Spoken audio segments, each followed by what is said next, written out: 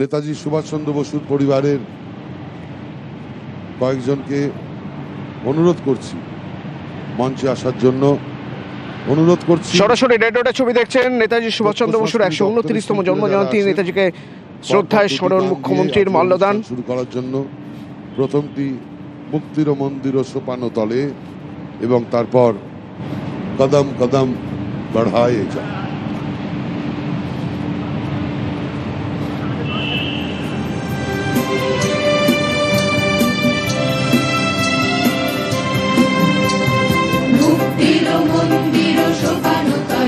কত প্রাণ হলো বলিদান, লেখা আছে অশ্রু জলে, কত বিপ্লবী বন্ধুর রক্তে রাঙা, বন্দিশালার ওই শিকল ভাঙা, কত বিপ্লবী বন্ধুর রক্তে রাঙা, বন্দিশালার ওই শিকল ভাঙা। তারা কি ফিরিবে তারা কি ফিরিবে আজ সুপ্রভাতে, কত তরুণ গেছে। শানিক রয়েছেন আমার সঙ্গে সরাসরি এখান থেকে। শানিক, তোমার মাধ্যমে একটু আবহটা বোঝার চেষ্টা করবো ওখানকার।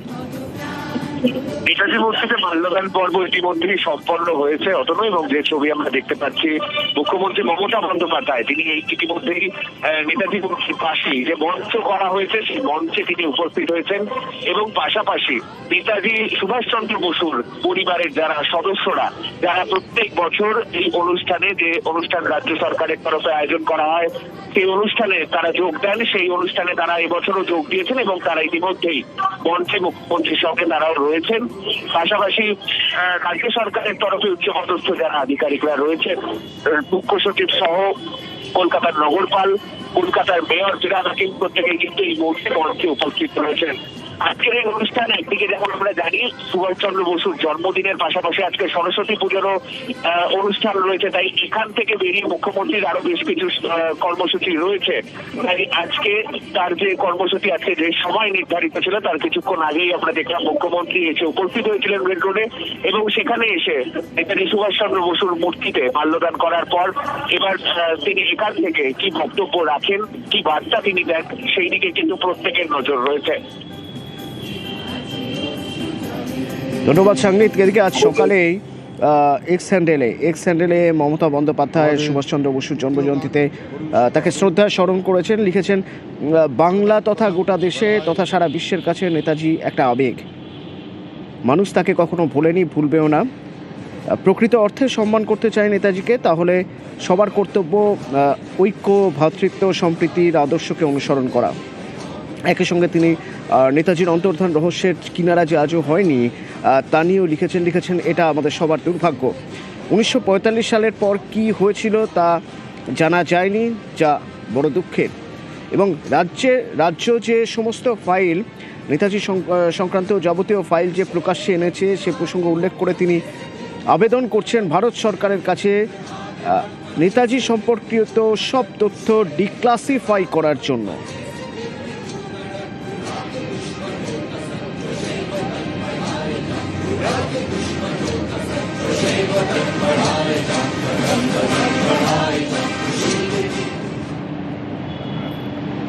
নেতাজি সুভাষচন্দ্র বসুর 129তম জন্মজয়ন্তী, তাকে শ্রদ্ধায় স্মরণ প্রধানমন্ত্রী নরেন্দ্র মোদীরও। সোশ্যাল মিডিয়ায় প্রধানমন্ত্রী নরেন্দ্র মোদী লিখছেন, সুভাষচন্দ্র বসু সময় তাকে উদ্বুদ্ধ করেছে। পরাক্রম দিবস ঘোষণা থেকে ইন্ডিয়া গেটের সামনে মূর্তি স্থাপন নেতাজির, সেসবই উল্লেখ করেছেন তিনি এবং কেন্দ্রের উদ্যোগের কথা জানিয়েছেন এ বিষয়ে। পাশাপাশি গুজরাটের মুখ্যমন্ত্রী যখন ছিলেন সে সময় 2009 সালে গ্রাম বিশ্বগ্রাম প্রকল্পের সূচনার কথা লিখেছেন। নেতাজির জন্মজয়ন্তীতে গুজরাটের হরিপুরা থেকে যে প্রকল্পের সূচনা করেছিলেন তৎকালীন গুজরাটের মুখ্যমন্ত্রী নরেন্দ্র মোদী। सुभाष बाबू एक विजनरी थे, साहस तो उनके स्वभाव में रचा बसा था। इतना ही नहीं, वे बहुत कुशल प्रशासक भी थे।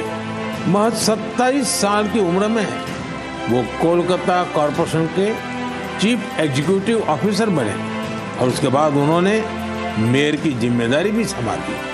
एक प्रशासक के रूप में भी उन्होंने कई बड़े काम किए। बच्चों के लिए स्कूल, गरीब बच्चों के लिए दूध का इंतजाम और स्वच्छता से जुड़े उनके प्रयासों को आज भी याद किया जाता है। अपने संकल्पों को सिद्धि तक ले जाने की उनकी क्षमता अद्वितीय थी। वो अपने साथ भगवत गीता रखते, उनसे प्रेरणा पाते। अगर वो किसी काम के लिए एक बार आश्वस्त हो जाते थे तो उसे पूरा करने। ইন্দ্রনীল সেনকে অনুরোধ করব একটি ওনার উদ্দেশ্যে গান গাইতে। ভালো হবে যদি রবীন্দ্রসঙ্গীত, নেতাজি সুভাষচন্দ্র বসু, রবীন্দ্রনাথ ঠাকুর, মহাত্মা গান্ধীজি সবার সাথে একটা দারুণ সম্পর্ক ছিল। আজকের দিনে যদি শুধু তোমার বাণী নয় গো হে বন্ধু হে প্রিয়, মাঝে মাঝে প্রাণে তোমার পরশখানি দিও, এই গানটি যদিও গায়।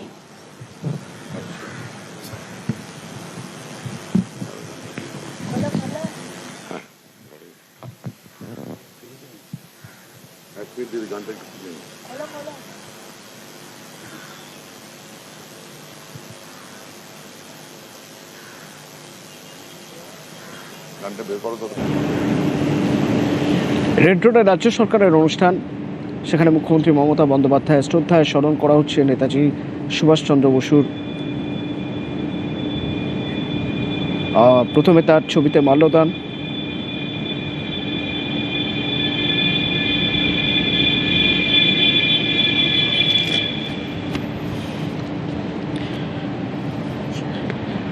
রাজ্যের বিভিন্ন প্রান্তে নেতাজির জন্মজয়ন্তী পালন হচ্ছে। যেমন শুভেন্দু অধিকারী শ্যামাপ্রসাদের বাড়ি থেকে নেতাজির বাড়ি পর্যন্ত শোভাযাত্রা করে নেতাজি ভবনে যে নেতাজির মূর্তি রয়েছে সেখানে মাল্যদান করলেন।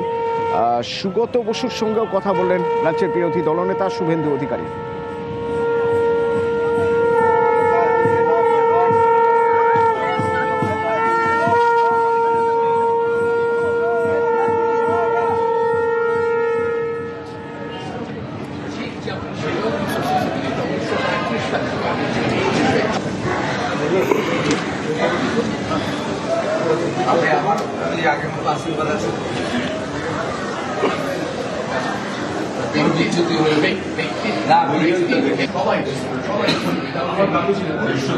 সালে 100 বছর আগে মান্দালয় জেলে নেতাজি হিন্দুদের সাইরেন এবং শঙ্খধ্বনির মধ্যে দিয়ে আমাদের নেতাজি সুভাষচন্দ্র বসুর জন্মবার্ষিকী শ্রদ্ধা জ্ঞাপন করব আমরা।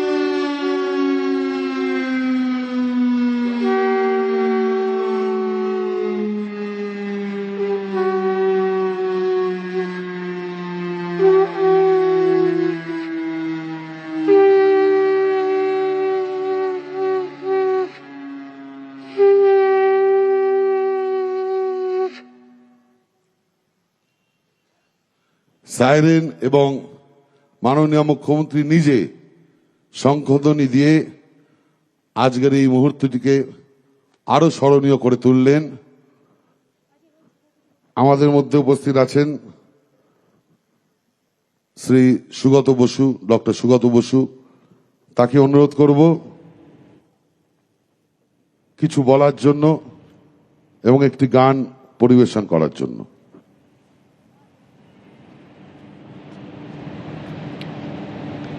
আজ নেতাজির জন্মদিবস, বিভিন্ন উদযাপন হচ্ছে বিভিন্ন জায়গায়, সে ছবিতে নজর থাকবে। আজ সরস্বতী পুজো, সে ছবিতেও নজর থাকবে।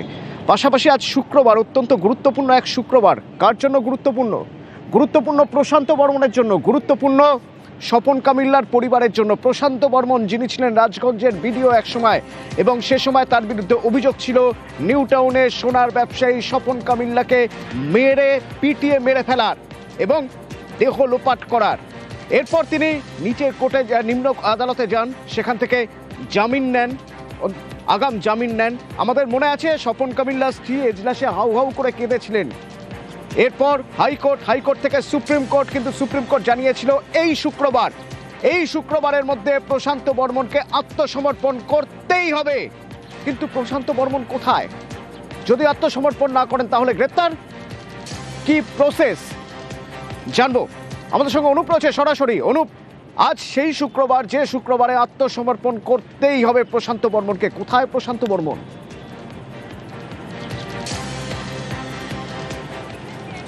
কারণ সুপ্রিম কোর্টের নির্দেশ, সেই নির্দেশকে কিন্তু এখনো পর্যন্ত অমান্য করে চলছেন এই যে ভিডিও প্রশান্ত বর্মন, সেটা কিন্তু লক্ষ্য করা যাচ্ছে নির্ধারিত সময় 12টার মধ্যে কিন্তু তার একেবারে আসার কথা ছিল বিধাননগর মহকুমা আদালতে, যেখানে তিনি আত্মসমর্পণ করবেন। সুপ্রিম কোর্ট এমনটাই নির্দেশ দিয়েছিলেন, কিন্তু এখনো পর্যন্ত তিনি কিন্তু গড়হাজির রয়েছেন। ইতিমধ্যে বিধাননগর গোয়েন্দা শাখার পুলিশ আগে থেকেই পুলিশকে বিধাননগর এসিজিএম আদালত সেখানে জানানো হয়েছিল তিনি যদি শুক্রবারের মধ্যে আসেন তাকে কোর্ট লক আপ করা হয়, তার কারণ তাকে হেফাজতে নিয়ে জিজ্ঞাসাবাদ করাবে। কিন্তু সুপ্রিম কোর্টের যে নির্দেশ, সেই নির্দেশ কিন্তু এখনও অমান্য করে চলেছেন এবং 12টা পর্যন্ত কিন্তু সময়সীমা এখনও তিনি এখানে এসে উপস্থিত হননি এবং দীর্ঘ যে বেশ কয়েক ঘন্টা অপেক্ষা তারা করবেন পুলিশের পক্ষ থেকে। পরবর্তী ক্ষেত্রে বিচারক অর্থাৎ এসিজিএমকে জানাবেন সুপ্রিম কোর্টের যে নিয়ম নির্দেশ, সেই নির্দেশ কিন্তু ভিডিও প্রশান্ত বর্মন তিনি এখনও পর্যন্ত মানছেন না এবং তার বিরুদ্ধে কড়া পদক্ষেপ নিতে চায় পুলিশ। তার কারণ প্রশান্ত বর্মনের বিরুদ্ধে যে অভিযোগ উঠেছিল নিম্ন আদালত থেকে জামিন পেলে পরবর্তী ক্ষেত্রে হাইকোর্ট থেকে পরবর্তী ক্ষেত্রে সুপ্রিম কোর্ট, এবং সুপ্রিম কোর্টের যে নির্দেশ ছিল শুক্রবারের মধ্যে সশরীরে একেবারে বিধাননগর এসিজিএম আদালত সেখানে হাজির হতে হবে, আত্মসমর্পণ করতে হবে। কিন্তু এখনও পর্যন্ত তিনি গড়হাজির, কিন্তু পুলিশের পক্ষ থেকে বলা হচ্ছে নির্ধারিত সময় 12টা পর্যন্ত অপেক্ষা করবেন, তার পরবর্তী পদক্ষেপ হিসাবে বিধাননগর এসিজিএম আদালত সেখানে জানাবেন যে সুপ্রিম কোর্টের যে নির্দেশ, সেই নির্দেশ এখনও পর্যন্ত অমান্য করে চলেছে এবং তার বিরুদ্ধে যাতে কড়া পদক্ষেপ নেওয়া যায়। তিনি কোথায় রয়েছেন? ভিন রাজ্যে ছিলেন, এখনও পর্যন্ত পুলিশ এমনটা জানতে পেরেছিল। এমন পুলিশ জানতে পারছেন তিনি কিন্তু ভিন রাজ্য থেকে অন্যত্র পালিয়ে যাওয়ার ছক করছেন, সেই জন্য পুলিশের পক্ষ থেকে দুপুর 12টা পর্যন্ত অপেক্ষা করা হবে। তার পরবর্তী ক্ষেত্রে পরবর্তী পদক্ষেপ হিসাবে যে সুপ্রিম কোর্টের নির্দেশ তিনি মানছেন না, আদালতে দেখা যাক পরবর্তী পদক্ষেপ কি হয়। ধন্যবাদ অনুপ।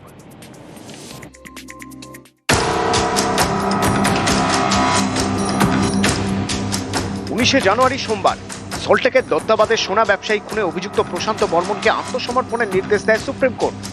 ডেডলাইন শুক্রবার।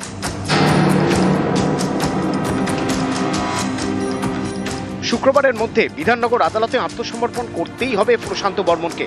হাতে আর মাত্র কয়েক ঘন্টা। প্রশান্ত বর্মনের গতিবিধির উপর নজর রাখছে পুলিশ। তদন্তকারীরা জানতে পেরেছেন তিনি ভিন রাজ্যে গা ঢাকা দিয়ে রয়েছেন, তার ছক দেশ ছেড়ে পালানোর। তাহলে কি প্রশান্ত বর্মন শুক্রবার আত্মসমর্পণ করবেন না? না করলে তাকে গ্রেপ্তার করার সুযোগ পাবে পুলিশ। গত 30শে অক্টোবর নিউ টাউনের যাত্রাগাছি থেকে সোনা ব্যবসায়ী স্বপন কামিল্লার দেহ উদ্ধার হয়। প্রশান্ত বর্মন তখন জলপাইগুড়ির রাজগঞ্জের বিডিও। তার বিরুদ্ধে খুনের অভিযোগ দায়ের করে নিহতের পরিবার। নিজেকে বাঁচানোর অনেক চেষ্টা করেন প্রশান্ত, ষড়যন্ত্রের শিকার বলে বারবার দাবি করেন। বারাসত জেলা আদালত থেকে কলকাতা হাইকোর্ট, সুপ্রিম কোর্ট, কোথাও যেতে বাকি রাখেননি। কিন্তু এত কিছু করেও কোনো লাভ হয়নি। প্রশান্ত বর্মনকে আত্মসমর্পণের নির্দেশ দেয় সুপ্রিম কোর্ট। সোমবারের সেই শুনানিতে প্রশান্ত বর্মনের আইনজীবী বলেন, সোনা ব্যবসায়ী খুনের দিন প্রশান্ত বর্মন সেখানে ছিলেন না। রাজ্যের আইনজীবী তখন বলেন, সিসি ক্যামেরার ফুটেজে দেখা গিয়েছে ঘটনাস্থলে প্রশান্ত বর্মন ছিলেন। তার সরকারি গাড়িতে দুজনকে তোলেন, তাদের নিয়ে যান নিউ টাউনের বহুতলে। সেখানে দুজনকে অত্যাচার করা হয়, একজন মারা যান, একজন আহত হন। প্রশান্ত বর্মন তার প্রশাসনিক ক্ষমতার অপব্যবহার করেছেন। এরপরেই সুপ্রিম কোর্ট নির্দেশ দেয় শুক্রবারের মধ্যে প্রশান্ত বর্মনকে আত্মসমর্পণ করতেই হবে। এই নির্দেশের পরের দিনই অর্থাৎ গত মঙ্গলবার রাজগঞ্জের বিডিওর দায়িত্ব থেকে সরিয়ে দেওয়া হয় প্রশান্ত বর্মনকে। এবার তিনি কি করবেন? অপেক্ষার কয়েক ঘন্টার। নিউজ 18 বাংলা। প্রশান্ত বর্মন যতবার তার কাছে আমরা জানতে চেয়েছি যে আপনি সত্যিটা বলুন, তিনি বারবার একই কথা বলেছেন, আসলে এই সব ষড়যন্ত্র, তিনি রাজবংশী, তাই তাকে ফাঁসানো হচ্ছে, চক্রান্ত করা হয়েছে। একবারও তিনি মানতে রাজি হননি যে এই সবের সঙ্গে কোনোভাবে কোনো রকম যোগ তাঁর রয়েছে।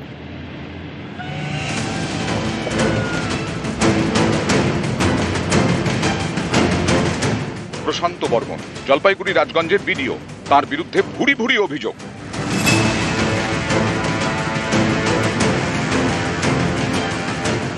অভিযোগ 28শে অক্টোবর সোনা ব্যবসায়ী স্বপন কামিল্লাকে সল্টলেকের দত্তাবাদ থেকে অপহরণ করেন রাজগঞ্জের বিডিও, তুলে নিয়ে যান নিউ টাউনের বহুতলে। আমাকে নিয়ে এসে নামিয়েছে, আমি সবে নেমেছি, তখন হঠাৎ উনি বললো যে বেরিয়ে এসে ঘর থেকে যে ওনাকে দিয়ে আসো, ড্রাইভার বলছে। ওনাকে কোন জায়গা নিয়ে গেল? ও ভেতরে ঢুকিয়ে দিল, এরকম এরকম ঘরে ঢুকিনি। 30 অক্টোবর নিউ টাউনের যাত্রাগাছি থেকে ব্যবসায়ীর ক্ষতবিক্ষত দেহ উদ্ধার। তদন্তে নেমে পুলিশ জানতে পেরেছে দিন 10 আগে 20 অক্টোবর কলকাতায় আসেন রাজগঞ্জের বিডিও প্রশান্ত বর্মন বাগডোগরা থেকে ইন্ডিগোর বিমানে। বিমানের number 6E135, seat number 25E। 29 October Kolkata থেকে বিমানেই শিলিগুড়ি ফিরে যান প্রশান্ত বর্মন। বিমানবন্দর থেকে সিসি ক্যামেরা ফুটেজ সংগ্রহ করেছে পুলিশ। সেখানেও নাকি বিডিও প্রশান্ত বর্মনকে দেখা গেছে। মিলেছে বিমানের টিকিটের নাম্বারও। কোথায় প্লেনের টিকিট পাওয়া গেছে, কি আছে, সবই এখন সমস্ত কিছুই মিথ্যা। আমি বলে দিচ্ছি, ষড়যন্ত্র। এখন বর্তমান যুগে কার ছবি কে কিভাবে ব্যবহার করছে, আর আমার ছবি আজকে শুধু নয়, আমার ছবি কালচিনি থেকে শুরু করে সবখানেই আছে।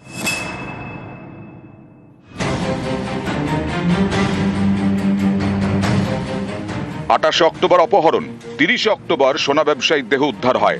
খুনের অভিযোগ বিডিও প্রশান্ত বর্মনের বিরুদ্ধে। আমি কিভাবে চিনব স্বপন কামিল্লাকে বলুন? আর আমার চেনার কি দরকারই আছে? আপনি কলকাতায় এসেছিলেন কবে? আমি কলকাতা গিয়েছিলাম অনেকদিন আগে। মানে 27, 28 অক্টোবর আপনি কোথায় ছিলেন? আমি কলকাতায় যাইনি, 27, 28 কলকাতায় যাই। সোনা ব্যবসায়ীর ক্ষতবিক্ষত দেহ উদ্ধার। 1 নভেম্বর ব্যবসায়ীর পরিবার বিধাননগর দক্ষিণ থানায় লিখিত অভিযোগ জানায়, যার ভিত্তিতে এফআইআর হয়েছে। নিহত ব্যবসায়ীর পরিবারের অভিযোগের ভিত্তিতে খুনের মামলা হয়েছে বিডিওর বিরুদ্ধে। 23 তারিখ কলকাতা যান দোকান খোলার জন্য। ওটা 2-3টা গাড়ি আসি আমার স্বামীকে তুলে নিয়ে যান। আমার মনে হয় প্রশান্ত বর্মা নামে লোকটা আমার স্বামীকে সেইও খুন করে মেরে দিয়েছে। তুলে নিয়ে গেছে। অভিযোগ করেছেন থানায়? হ্যাঁ, একটা এফআইআর করেছেন মনে হচ্ছে প্রশান্ত বর্মন ভিডিও। এটার থেকেই বোঝা যাচ্ছে যে এখানে চক্রান্তকারী ষড়যন্ত্র আছে। সোনা ব্যবসায়ী স্বপন কামিল্লার বাড়ি পশ্চিম মেদিনীপুরের দাঁতনে। অভিযোগ, গত অগাস্টে সেখানে যান রাজগঞ্জের বিডিও প্রশান্ত বর্মন। সেই ভিডিও তোলে স্বপনের পরিবার। আমি দাঁতনে কেন যাব? সবই তো ষড়যন্ত্র। বিডিওর বাড়ি থেকে নাকি সোনা চুরি হয়, সেই সোনা নাকি পান স্বপন কামিল্লা। অভিযোগ এই কারণেই সোনা ব্যবসায়ী স্বপনকে বাড়ি থেকে তুলে আনা হয়, যার একদিন পরে মেলে তার ক্ষতবিক্ষত দেহ। চুরি করার পরে স্যার প্রথম আমাকে মারধর করলো, নিয়ে যাওয়ার পরে গণেশ পূজার 2 দিন পরে আবার ছেড়ে দিলাম, স্বীকার করতে ছেড়ে দিল। আমি কাকে দিয়েছে বললো, আমি বললাম বসন্তকে স্বপন কামলিয়াকে দিয়েছি। পরে 28 তারিখে আবার আমাকে ডাক করলো, উনি স্বর্ণবলা এলো, আসতে দুজনকে মারধর করলো। করতে আমি স্বীকার করে গেলাম যে ওনাকে দিয়েছি। উনিও বললো আমাকে দিয়েছে, আমি কালকে মাল দিয়ে দেবো। সোনাবলা বললো, ও থাকলো, আমি চলে এলাম। আপনার বা আপনার আত্মীয়র বাড়িতে চুরি হয়েছিল কি? আমার বা আমার আত্মীয়র কারো বাড়িতেই চুরি হয়নি। আপনি অশোক করকে চেনেন? অশোক করকে আমার কি দরকার আছে চেনা? বিডিওর দাবি মতো তাহলে কি দাঁড়ালো? বিডিওর বাড়ি থেকে চুরির অভিযোগ মিথ্যে। 20 অক্টোবর বাগডোগরা থেকে কলকাতায় আসা ষড়যন্ত্র। 29 অক্টোবর কলকাতা থেকে শিলিগুড়ি ফেরা ষড়যন্ত্র। সোনার ব্যবসায়ীকে অপহরণের অভিযোগ ষড়যন্ত্র। ব্যবসায়ী দাঁতনের বাড়ি যাওয়া ষড়যন্ত্র। ব্যবসায়ীকে খুনের অভিযোগ ষড়যন্ত্র। এতজন বিডিওর বিরুদ্ধে মুখ খুলেছেন। ছবিতে বিডিওকে দেখা যাচ্ছে, বিমানবন্দরের সিসি ক্যামেরা ফুটেজও পেয়েছে পুলিশ। এসবই কি তাহলে মিথ্যে? সবই কি ষড়যন্ত্র? রাজগঞ্জের বিডিওর বিরুদ্ধেই এত ষড়যন্ত্র কেন? এটা হচ্ছে একটা বড় মাপের ষড়যন্ত্র চলছে। কিভাবে দাবাং থেকে মাটিতে শোয়ানো যায় সেটাই একটা চক্রান্তকারীরা চক্রান্ত করে যাচ্ছে। চক্রান্তকারীদের চক্রান্ত থাকবে না, দাবাংই থাকবে। রাজনৈতিক না কি চক্রান্তকারীদের আমি খবর পেয়েছি, আমিও দেখে নেব। নিউজ 18 বাংলা।